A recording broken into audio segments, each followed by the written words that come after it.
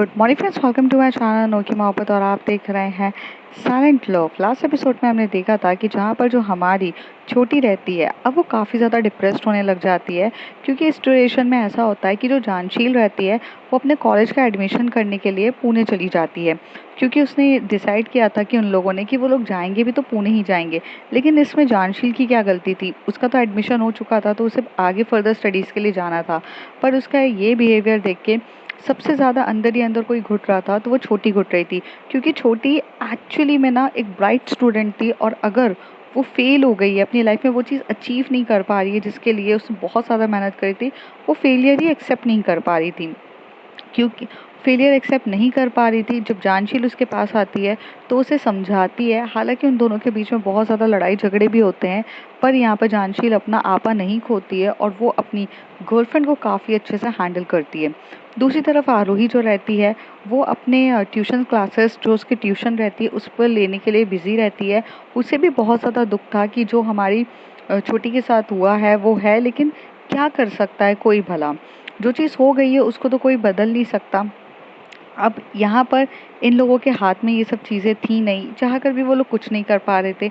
वंशिका वहाँ पर जाती है, बार बार सोचती है कि छोटी के साथ जो हुआ है वो बिल्कुल भी सही नहीं हुआ है, और वो कोशिश भी करती है कि वो छोटी की लाइफ को बेटर बनाने की कोशिश करे, उसे पहले जैसा बनाए। लेकिन उसमें उसका हाथ नहीं होता ना, जब तक इंसान खुद नहीं होना चाहे।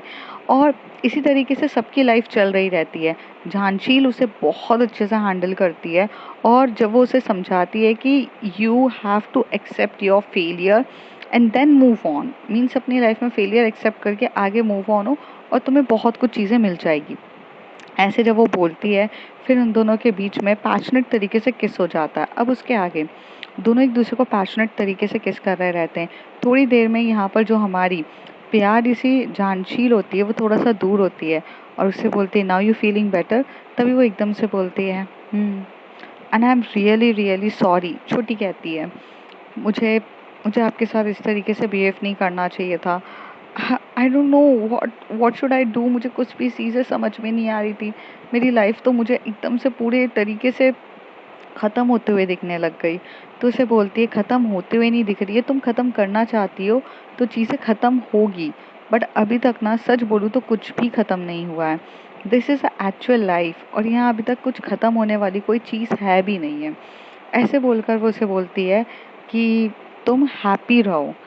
और ठीक है, माना कि चीज़ें ख़राब हो गई है, नेक्स्ट टाइम हम कर लेंगे। तो उसे कहती है, नेक्स्ट टाइम भी मेरे साथ ऐसा ही हुआ। तो कहती हैं, एक बात बताओ, हम गाड़ी चलाते हैं, गाड़ी से एक बार हम गिर जाते हैं, हमारा एक्सीडेंट हो जाता है, क्या हम दूसरी बार वो गाड़ी नहीं चलाते हैं? क्या हम उस गाड़ी को पैक करके रख देते हैं, यही सोचते हुए कि अरे बाय चांस अगर फिर से एक्सीडेंट हो गया तो क्या करूँगा मैं? ऐसा तो नहीं करते ना। तो छोटी बात ये समझती है, और उसे समझते हुए वो बोलती है, आप सही कह रहे हैं, मुझे लाइफ में अपनी चीज़ों को अच्छे से समझना होगा। ये बोलकर यहाँ पर जो हमारी जानशील रहती है उसका हाथ पकड़ती है, और हाथ पकड़ के उसे बेड की तरफ लेके जाती है। बेड की तरफ लेके जाके उसे बहुत पैशनेट तरीके से किस कर रही रहती है। वो अपना पूरा हाथ उसके बालों में लगाकर उसे बहुत बहुत देर तक किस कर रही रहती है। काफ़ी पैशनेट तरीके से किस करने के बाद वो थोड़ा सा उससे दूर होती है, और यहाँ पर छोटी बोलती है, क्या हुआ? तो उसे कहती है, यार तुम्हारी मॉम। तो उसे कहती है, मार्केट गई हैं। और ब्रदर? तो कहते हैं कॉलेज गए हैं। तो घर पे कोई नहीं है? तो उसे कहती है, बिल्कुल भी नहीं, हम दोनों अकेले हैं। छोटी ऐसे बोलती है। तभी जानशील बोलती है, मेरे इरादे नेक नहीं है। तो उसे बोलती है, मैं चाहती भी नहीं हूँ ना हूँ। और ऐसे कह के वो उसे और खींचती है, और बहुत पैशनेट तरीके से किस करने लग जाते हैं। दोनों काफ़ी पैशनेट तरीके से एक दूसरे को किस कर रहे रहते हैं। थोड़ी देर में वहाँ पे उसने लूज़ टी शर्ट पहनी रहती है। उस लूज़ टी शर्ट को यहाँ पर जानशील अपनी प्यारी सी छोटी की लूज़ टी शर्ट उतार देती है, और उसके वहाँ पर जाती है। उसके सबसे पहले जो जॉ लाइन्स होते हैं उसे किस कर रही रहती है, फिर उसके शोल्डर पे किस कर रही रहती है, और उसके शोल्डर्स पे बहुत पैशनेट तरीके से किस करती है। और उसकी जो ये बोन्स होती हैं ना, जो हमारी शोल्डर बोन्स होती हैं, वो इतनी अट्रैक्टिव दिख रही रहती है कि उस पर भी काफ़ी किस कर रही थी, क्योंकि वो काफ़ी स्लिम थी और काफ़ी ब्यूटीफुल थी। ऐसे करते करते वो यहाँ पर जाती है, तब उसकी बहुत प्यारे से बूब्स जो रहते हैं उसके वो पूरी ब्रा को रिमूव करती है, और रिमूव करके आराम से वहाँ पर बैठती है। मतलब रिमूव करती है और वहाँ पर उसकी जो नेवल की तरफ देखती है और उसके नेवल पे भी किस करना काफ़ी पैशनेट तरीके से स्टार्ट कर देती है। वो उसकी नेवल पे इतने पैशनेट तरीके से किस कर रही थी कि वो करती जा रही थी। यहाँ पर दोनों हाथ पे जो बेडशीट रहती है उसे बहुत टाइटली छोटी पकड़ लेती है। आज ऐसा था कि दोनों की आंखों में काफ़ी ज़्यादा मोहब्बत थी, दोनों की आंखों में काफ़ी ज़्यादा बेचैनी थी, दोनों की आंखों में तड़प भी थी, क्योंकि वो दोनों काफ़ी ज़्यादा तड़प रहे थे एक दूसरे से मिलने के लिए। और वही तड़प उनके पूरे काम के बिहेवियर में दिख रही रहती है। वो उसकी नेवल को बहुत ज़्यादा पैशनेट तरीके से किस कर रही रहती है, किस करती है। थोड़ी देर में उसने जो लोअर पहना रहता है उस लोअर को भी वो पूरे तरीके से रिमूव करके वहाँ फेंक देती है। फिर वो उसके जो थाइस होते हैं उस थाइस को देखती है और देखकर उस थाई को अपना एक लेग उठाकर उसका जो एक लेग उठाकर अपने शोल्डर पे रखती है और उसके थाई को बकायदा पूरी तरीके से किस कर रही रहती है। यहाँ पर एकदम से शर्मा के जो हमारी छोटी रहती है अपने आप को टर्न कर लेती है। अब उसकी बैक उसके सामने रहती है, बैक भी इतनी सेक्सी रहती है, इतनी हॉट रहती है कि यहाँ पे जानशील अपने आप को कंट्रोल नहीं कर पाती है। वो उसके जो बैक रहता है उस पर किस करना स्टार्ट कर देती है, काफ़ी पैशनेट तरीके से उसके बैक को किस करती है। उसके जो हिप्स रहते हैं उस हिप्स पे अपना हाथ रख के उसे प्रेस कर रही रहती है और एकदम से एक्टिव होते हुए वो उसको स्पैंक कर देती है। तभी उसे बोलती है कि क्या कर रही हो तुम, मुझे मार रही हो। तो कहती है बेबी इट्स, इसे मारना नहीं कहते हैं, इसे एक्टिव करना कहते हैं। Now show me your baby, show me your animal baby. और ऐसे कहते हुए वो वहाँ पर फिर उसके जो पीछे से ही उसके जो ईयर्स रहते हैं उसे बाइट करने लग जाती है जानशील। और उसका एक हाथ जो रहता है वो उसके जो हिप्स रहते हैं उसको स्पैन करने में ही लगा रहता है और उसके जो पूरे तरीके से दूसरा हाथ होता है वो उसके बूब्स को प्रेस करने में लगा था। बहुत काफ़ी एक्टिव तरीके से होता है। तब वो एकदम से टर्न होती है और उसे बोलती है ये कहाँ से सीखा। तो कहती है बस सीख लिया, लाइफ में कुछ चेंज होना चाहिए ना। और ऐसे बोलकर वो उसकी तरफ देखती है। उसकी आंखों में जब छोटी जानशील की आंखें देखती है वो इतनी अट्रैक्टिव रहती है कि वो अपने उसको खींचती है अपने, उसने टी शर्ट पहनी रहती है उस टी शर्ट से उसको खींचती है और उस पर अपना लिप रख देती है और काफ़ी पैशनेट तरीके से लिप किस कर रहे थे। दोनों अपने लाइफ के बेहतरीन मोमेंट एक दूसरे के साथ शेयर कर रहे रहते हैं काफ़ी किस करते हुए। वो उसके टी शर्ट्स को पूरे तरीके से रिमूव कर देती है और यहाँ पर छोटी अब उसके ऊपर आकर उसके जो बूब्स रहते हैं उसको काफ़ी प्रेस कर रही रहती है और उसको फिर पैशनेट तरीके से किस कर रही रहती है। थोड़ी देर में उसकी जो नेवल रहती है उस नेवल को किस करती है, काफ़ी तरीके से किस करती है। वहाँ से उसकी जो जीन्स रहती है उसे रिमूव करती है और वहाँ पर वो उसके लेग की तरफ जाती है और वहाँ से उसकी जो एक्चुअली में जो इनर क्लॉथ्स रहते हैं पैंटी होती है उसे रिमूव कर देती है। बिटवीन द लेग्स जाकर वो उसी तरफ देख रही रहती है। यहाँ पर जो जानशील रहती है वो भी बहुत ज़्यादा नशीली नज़र से, ऐसा लगता है कि कम से कम उसने 5-6 ग्लास ऑफ वाइन पी ली होगी तभी उसे इतना नशा दिख रहा है। और उसकी आंखें बिल्कुल नशे में उसकी तरफ देख के बोलती है देख क्या रही हो, करो। तो उसे बोलती है नहीं मेरा मूड नहीं है। ऐसे उठ के वो एकदम से उठ जाती है क्योंकि उसे टीज करना रहता है छोटी को।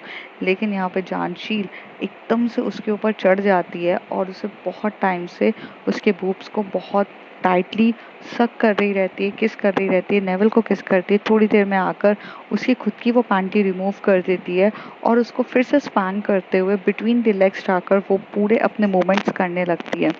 उन लोगों का जो लव पैशनेट तरीके से था वो इतना ज़्यादा था कि वो एक दूसरे को बहुत पैशनेट तरीके से किस कर रहे थे, बहुत पैशनेट तरीके से किस कर रहे थे। और वो दोनों काफ़ी देर तक एक दूसरे को किस कर रहे जा रहे थे। मतलब थोड़ी देर में वो उसे ऊपर भी बुलाकर उसे किस कर देती है।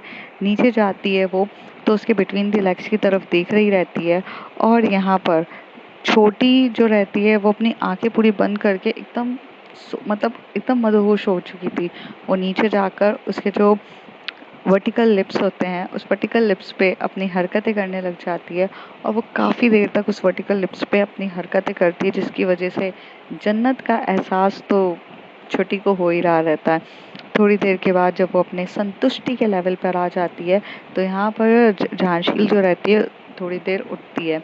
फिर यहाँ पर जो जानशील जैसी उठती है और वो उठ के वहाँ बाजू में लेटती है, तो छोटी अपना एक्टिव नेचर पे चढ़ जाती है और वो उसके बिटवीन द लेग्स पे जाकर अपनी हरकतें करने लगती है। दोनों के बीच में काफ़ी पैशनेट लव फीलिंग्स थी। दोनों एक दूसरे के साथ अपने बेहतरीन मोमेंट्स को एक दूसरे के साथ पूरे अच्छे से मतलब बोलते हैं ना कि पूरे बेहतरीन मोमेंट्स को एक दूसरे के साथ आराम से फील कर रहे रहते हैं। थोड़ी देर में वहाँ से वो बेडशीट लेते हैं और वो दोनों एक दूसरे को हग करते हुए टाइटली हो जाते हैं। तभी वहाँ से जानशील कहती है कि आर यू हैप्पी? तो उसे कहते हैं with you I am definitely so much happy. और वो दोनों उस तरीके से होते हैं। थोड़ी देर के बाद ना इन लोगों को होश भी नहीं रहता है कि इन लोगों को कपड़े भी पहन लेने चाहिए, क्योंकि मॉम भी कभी भी आ सकती है। थोड़ी देर में इनको मेन डोर से नॉक नॉक होती है और तभी यहाँ पे जानशील बोलती है मम्मी आ गई लगता है तुम्हारी। तो वो उसे बोलती है हाँ हाँ मम्मी आ गई, चलो चलो कपड़े जल्दी पहनो। तो यहाँ पर जो छोटी रहती है वो फटाफट कपड़े पहनती है। जानशील का जीन्स रहता है, टॉप रहता है, उसे पहनने में टाइम लग जाता है। तो वो कहती है मैं वॉशरूम में जा रही हूँ, तुम जाके खोल लो। ये दोनों भागते हुए जाते हैं। तो वहाँ पर देखते हैं कि वहाँ पर एक्चुअली में मम्मी तो नहीं, लेकिन वहाँ पर उसका भाई आया रहता है। तभी वो उसे बोलता है इतना टाइम क्यों लग गया तेरे को उठाने में? तो उसे कहती है कि वो भैया मैं अंदर थी ना, थोड़ा सा टाइम लग गया। तो कहती है कि ठीक है, कोई और भी आया है क्या? देखो यहाँ पे सैंडल दिख रहे हैं। तो उसे कहती है मेरी फ्रेंड आई है। तो कहती है ठीक है, तो ठीक है। तो उसे बोलता है कि वो बोलती है हाँ मैं ठीक हूँ। थोड़ी देर तक यहाँ पर इस तरीके से इन लोगों के बीच में कन्वर्सेशन होती है और यहाँ पर जो हमारी छोटी रहती है वो जाके बोलती है मम्मी नहीं आई है, भैया आया है, तुम आराम से आ जाओ। तो उसे कहती है कि हाँ बस मैं आ ही रही हूँ। थोड़ी देर में वो ड्रेस वेस अपना सही करती है, दोनों वहाँ पे बैठे रहते हैं, काफ़ी हैप्पी रहते हैं। दोनों के बीच में काफ़ी अंडरस्टैंडिंग होती है और उस दिन पूरा टाइम तक मतलब शाम तक जानशील और हमारी जो छोटी रहती है वो दोनों एक साथ रह के ही अपना पूरा से पूरा टाइम स्पेंड वो दोनों एक दूसरे के साथ ही कर रहे रहते हैं। इस ड्यूरेशन में ना वो उसको छोड़ के जाती है, ना वो कभी मतलब ऐसे कुछ होता है। वो बहुत अच्छे से काफ़ी हैप्पी मोमेंट्स एक दूसरे के साथ बिताते हैं। शाम का टाइम रहता है जब आरोही आ जाती है। जैसे वो आरोही घर पर आती है तो वो देखती है कि यहाँ पर जो छोटी है वो काफ़ी हैप्पी मोड पे आ रही है। तभी उसे बोलती है you are very very happy. तो उसे कहती है कि हाँ दीदी, लाइफ में ना मतलब अभी सैड होकर तो कुछ होगा नहीं, और लाइफ में सैड होने के लिए तो बहुत सी वजह है, बट सैड होकर भी मैं कौन सा कुछ कर लूँगी। I have to be very happy ना। वो इस तरीके से बोलती है। तो उसे कहती है क्या हो गया तुम्हें सडनली से ये हृदय परिवर्तन? I am not getting it. तो तभी वहाँ से ना एकदम से जानशील आती है। तभी से कहती है ओ जानशील यू मेक हर। तो उसे बोलती है नहीं नहीं मैंने कुछ ऐसा कुछ किया भी नहीं है, इट्स जस्ट कि मैंने बस थोड़ा सा समझाया। तो उसे कहती है थैंक यू उसे समझाने के लिए, काफ़ी टाइम हो चुका था, ये ऐसे ही मतलब जोन आउट होकर बैठी हुई थी। आई एम वेरी हैप्पी कि यू जस्ट केम। तो उसे बोलती है कि या ऐसे करके वो दोनों काफ़ी अच्छे से बात कर रहे रहते। तभी यहाँ पर थोड़ी देर में वंशिका को फ़ोन आता है आरोही का। आरोही बोलती है कि प्लीज़ तुम जल्दी घर आ जाओ। तो उसे बोलती है कि अब क्या हो गया है घर आने की, मतलब क्या वजह? तो उसे बोलती है सब कुछ ठीक तो है ना? तो उसे कहती है हाँ सब कुछ ठीक है। वो एक्चुअली में ना हमारी छोटी आज, तो उसे बोलती है क्या हुआ छोटी को? छोटी का नाम लेते से ही वो काफ़ी ज़्यादा वरिड हो जाती है। तो कहती है आज वो अच्छे मूड पर है, आ जाओ आप। तो उसे बोलती है अच्छा क्या ऐसा क्या हो गया? तो उसे कहती है कि बस आ जाइए, आप आएंगे तो आप पता चल जाएगा। इस तरीके से वो बोलती है और थोड़ी देर में यहाँ से जो हमारी वंशिका रहती है वो फटाफट भागते हुए आ जाती है। और जब वो भागते हुए आती है ना तो एक्चुअली में क्या होता है कि वो अपना मोबाइल फ़ोन अपने ही मतलब वहाँ पर भूल जाती है, अपनी डेस्क पे भूल जाती है और जल्दी जल्दी अपने ऑफिस को ख़त्म करके जाती है। शाम का टाइम आता है तो वो यहाँ से जाती है, जाते से ही डायरेक्ट घर चली जाती है और वो रास्ते में 1 मिनट भी नहीं रुकती है। जब वो छोटी को देखती है इतने हंसते हुए और बहुत, वो एकदम से जाकर उसे गले लगते हुए बोलती है मैं मिस कर रही थी तुम्हारी ये हंसी के लिए, आई मिस्ड इट। तो उसे कहती है I am really really sorry to everyone. मेरे इस बिहेवियर की वजह से मैंने कब से ज़्यादा सबको हर्ट किया है and I don't want to hurt anyone, but पता नहीं क्या हो गया था। तो तभी वहाँ पे वंशिका बोलती है कम ऑन ओके, जो हो गया सो हो गया, डोंट वरी फॉर दैट। तभी वो जानशील की तरफ देख के बोलती है अपनी गर्लफ्रेंड को संभाल लिया, तो उसे कहती है आप ही से तो सीखा था, आप ही ने तो सिखाया। अगर आप मुझे उस दिन कॉल करके नहीं समझाती कि थोड़ा सा टाइम निकाल कर आकर छोटी को संभालो, तो शायद मैं आज छोटी को खो देती। अगर आपने उस समय मुझे नहीं संभाला होता, so this credit is goes to you, not with me. तो उसे कहती है नो यार, it's not credit goes to me, actually मेरे बोलने से क्या होता है, पर तुमने निकाला अपनी समझी। तो कहती है मेरी मेरी गर्लफ्रेंड है, मेरी रिस्पॉन्सिबिलिटीज़ हैं। You are very very good, I mean Rohi didi बहुत ज़्यादा लकी हैं कि उनके पास एक ऐसा लाइफ पार्टनर है जो सबकी फीलिंग्स को समझता है, और इतना ज़्यादा प्यार कोई भला कैसे किसी से कर सकता है। मैं तो यही सोच के बहुत ज़्यादा शॉक्ड हूँ। तो उसे कहती है तुम भी तो करती हो, मुझे क्या बता रही हो। You also love her madly, okay, don't worry for that. दोनों एक दूसरे से बात कर रहे थे, तभी जानशील बोलती है कि चलिए ना अंदर कुछ खा लेते हैं। तो उसे कहती है हाँ बिल्कुल, लेकिन यार मैं कुछ खाने के लिए लेकर ही नहीं आई। तभी आरोही कहती है हर बार आप ही लेकर आओगे क्या, आज मैं लेकर आई हूँ। तभी उसे बोलती कि ठीक है, खाने में क्या है। तो वहाँ पर वो सैंडविचेस मंगवाती है, रेस्टोरेंट से पूरा खाने का मंगवाती है। और अभी इस बार तो मतलब बहुत अच्छे से ये लोग शाम को पार्टी कर रहे रहते हैं।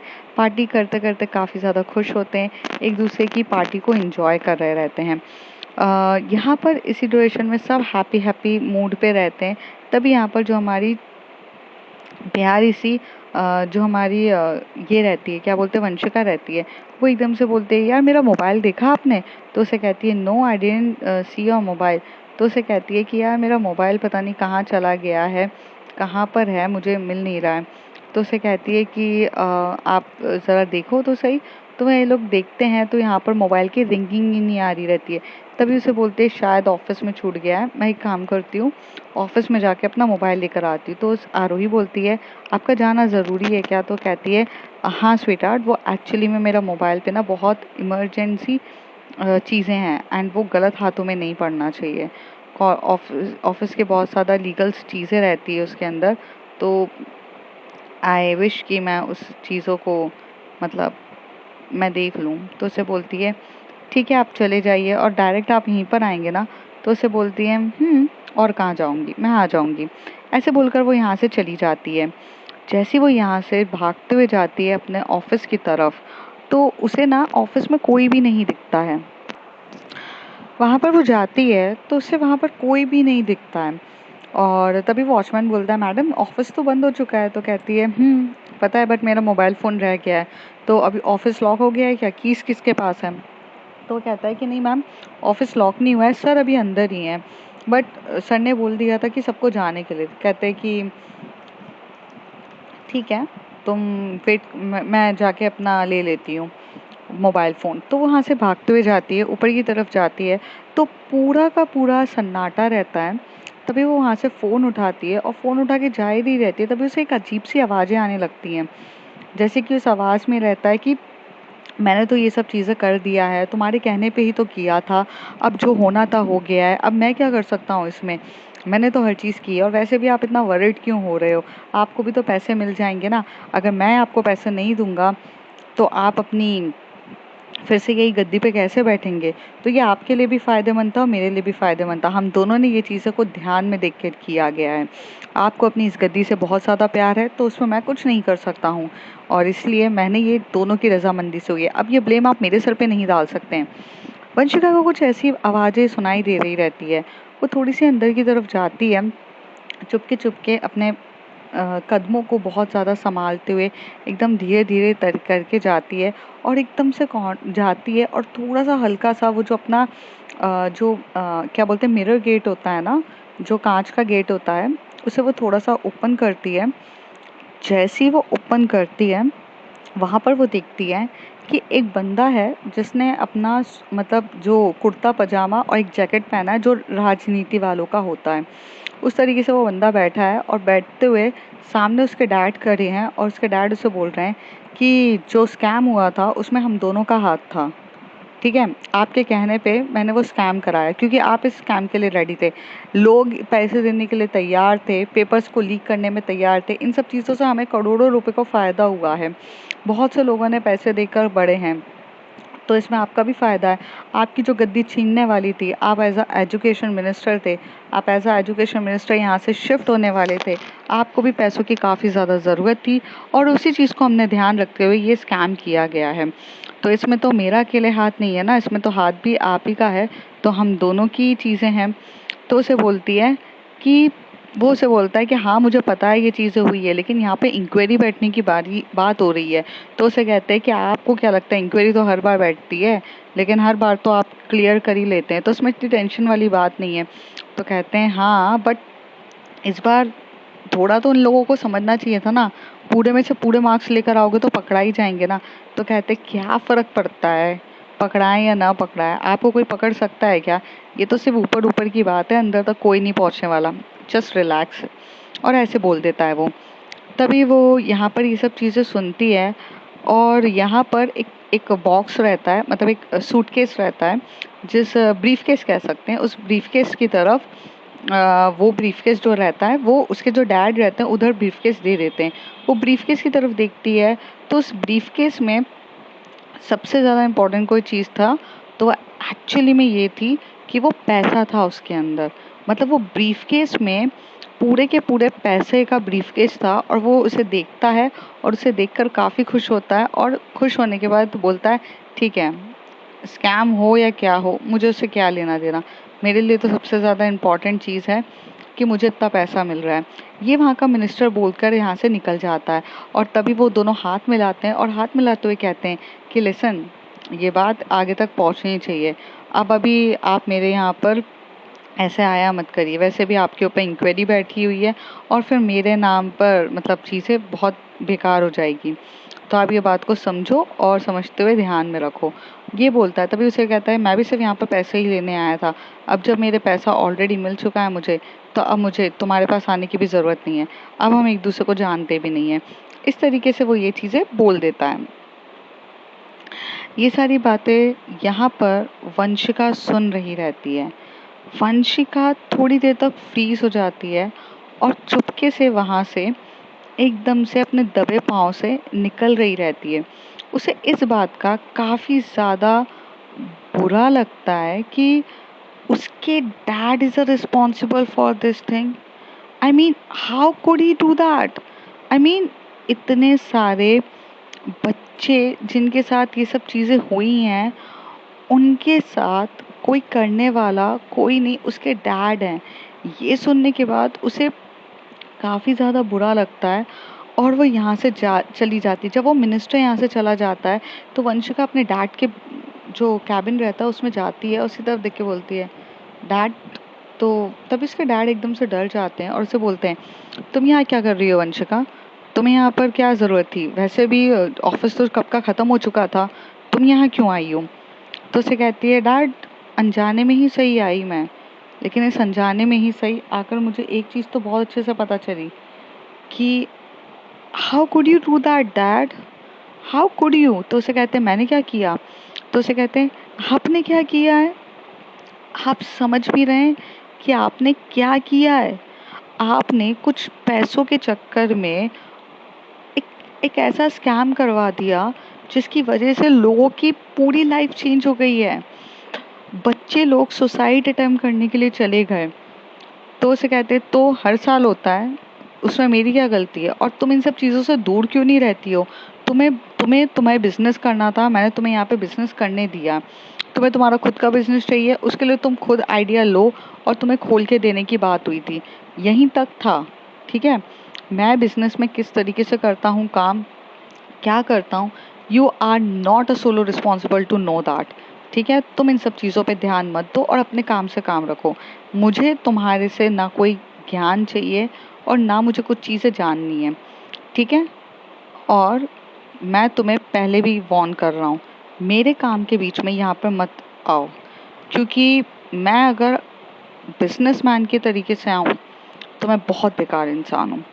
बाप की तरीके से मैं तुम्हें बहुत अच्छे से ट्रीट कर रहा हूँ।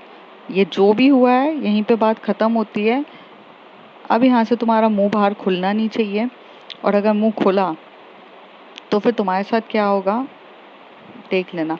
तभी वंशिका कहती है एक डैड, आप मुझे मुझे एक्चुअली में धमकी दे रहे हैं, क्योंकि क्योंकि मैं आपके खिलाफ बोलने के लिए कर रही हूँ।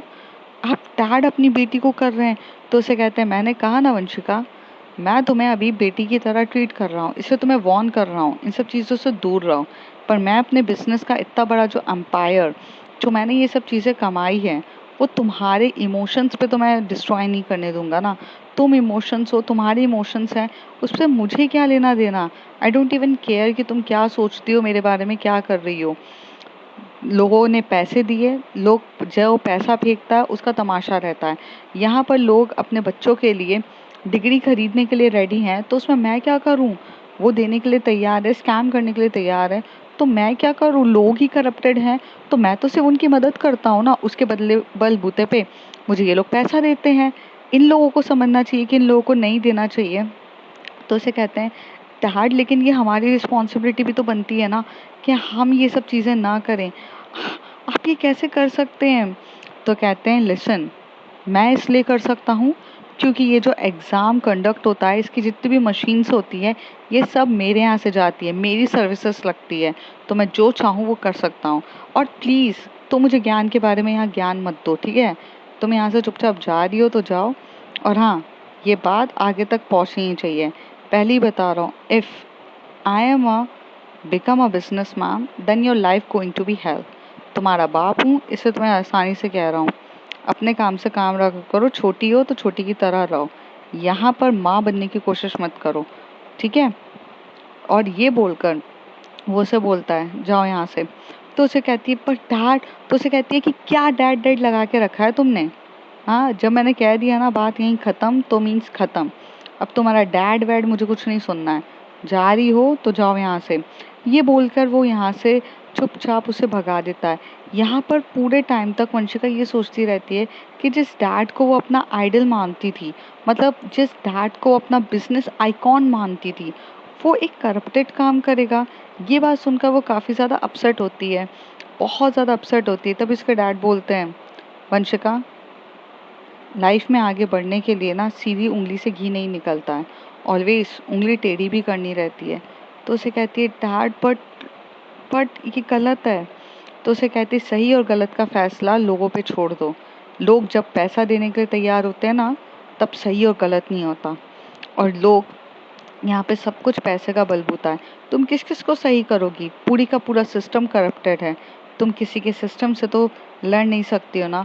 तो कहती है, डैड हम नहीं लड़ सकते सिस्टम से, बट एटलीस्ट हम खुद तो गलत नहीं कर सकते ना। तो कहती है, मैं ये काम नहीं करूँगा तो कोई और ये काम करेगा, पैसे तो उसको मिल जाएंगे, काम तो ये गलत होगा ही बेटा। तुम शायद नहीं समझोगी, जाओ यहाँ से। मैंने कहा ना, तुम यहाँ से जाओ। और तुम अभी अपने कान से जो सुना है, ये सब अपने कान से पूरी तरीके से निकाल देना।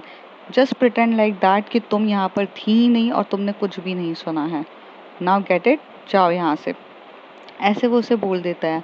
तभी वो उसे बोलती है कि पर डैड। तो इतनी देर में वो उसके जो डैड होते हैं वो एकदम से चिल्लाते हैं, क्या है वंशिका, डैड डैड डैड चिल्ला रही हो। नो मीन्स नो होता है, तुम जाओ यहाँ से। और हाँ, फालतू का अपना दिमाग मत लगाना कि ये हो रहा वो हो रहा। और ऐसे कह के वो भगा देती है। थोड़ी देर में वहाँ से वंशिका जो रहती है चुपचाप चली जाती है। एक्चुअली वंशिका काफ़ी ज़्यादा फ्रीज हो जाती है।